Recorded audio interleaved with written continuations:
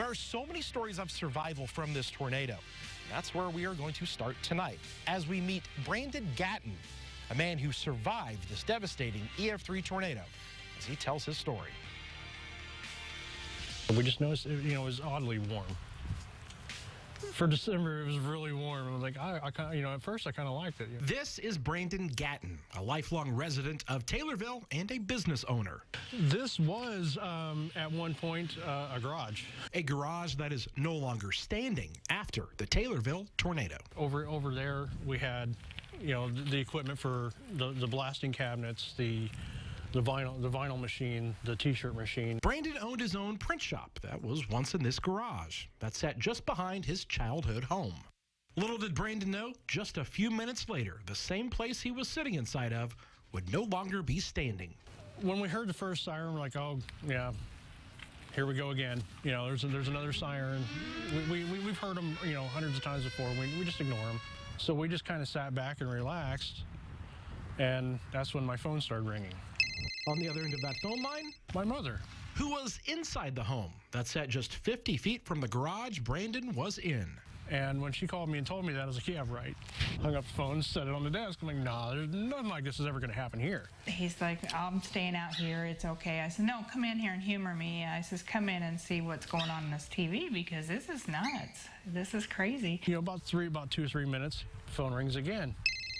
And she said it again. She goes, seriously, I need to get, I want you to get in here. I'm like, I was like, Mom, it's fine. I'm in a perfectly good sound structure.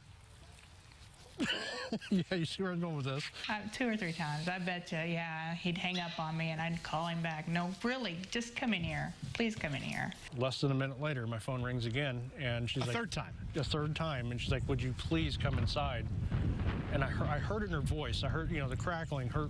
She sounded terrified. He finally did come in. He's like, oh, are you happy now? I'm in here, And I'm like, yeah, I'm happy, but look what's coming. As soon as I heard the roar, that ungodly sound, I'm going to tell you, it definitely sounds like a team of freight trains. They're not lying about that. That's exactly what they sound like. I turned and yelled, get on the floor, get down now. And my mom, at the time, she thought I was joking with her.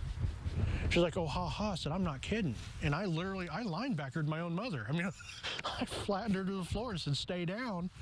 And that's when it hit us. For what probably seemed like an eternity, but in reality was only a few seconds, the EF-3 tornado began tearing apart everything around them. First thing to go, we heard, the windows just started exploding.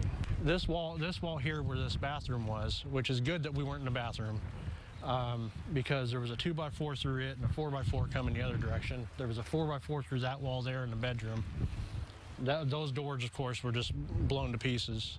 With so much damage around them, the hallway they went to take shelter was one of the only places that would have been safe in their home. Somebody was watching over. Somebody was watching. Whether my parents or, stuff like that. Somebody was watching. But the realization of what just took place was about to settle in for Brandon. I'm a grown man. I started bawling. I was like, oh, my God, my family's home, my neighbors' homes. What are we going to do? And that really, it really kind of eats at you. From above, you can see the devastation this tornado left behind. And even still today, the painful memories are seen throughout Brandon's neighborhood. The pile of rubble, people see a pile of trash. They realize that was people's lives. That was Dave's lives. That was, that was our lives. That was Steve's life. Memory, finding people's pictures down the alley and stuff like that, it was just gut-wrenching. But Brandon, along with so many of his friends and neighbors, won't let this tornado discourage them. Most of us that are here, we don't plan on going anywhere. This isn't going to scare us off. This is just another step in life. It was a terrible one, and one we don't ever want to go through again. But this is our home. This is our neighborhood.